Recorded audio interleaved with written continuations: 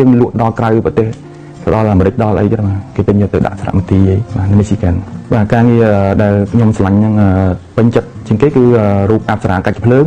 ដែលយើងលក់ទៅក្រៅប្រទេសដល់សហរដ្ឋអាមេរិក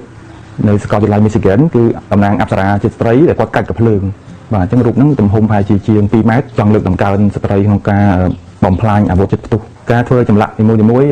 ធម្មតាគឺថាការងារដំបូងយើងស្គាល់ថាយើងឆ្លងកនសឹបគាត់តែគាត់ឆ្លាញ់តម្រង់អីរូបមិនយើងការចំនួនរហូតដល់ត្រូវបាទយើងចាប់ដើមចម្លើងតែបើការងារបើការស្នាដៃខ្លួនឯងវិញគឺយើងធ្វើការសម័យក្នុងការងារដំឡើងវាឡើងមក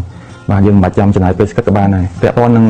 ចម្បាក់ផលិតកម្មដែកបាទយើងព្រៀងវាទៅតាមទម្រង់អ្វីដែលយើងចង់បង្កើតវាឡើងបាទតោះមកយើងពាក់ព័ន្ធមកអតិថិជនមួយក៏យើងជាលក្ខណៈឯកជនយើងធ្វើស្គិតហើយបាទយើងចាប់ដើម install វាឡើងទៅតាមរូបរាងរបស់យើងជាការពុតដែកបាទតោះមកយើងចាប់ដើមបិទដែកយើងចាប់ដើម detail វាលម្អិតវាទៅជារូបរាងបាទយើងចាប់ដើមចូលបាញ់ថ្នាំឲ្យរូបរាងដែករបស់យើងនឹងមានថាមានតម្លៃលើ material ដែកធម្មតាដែលមើលទៅឃើញដែក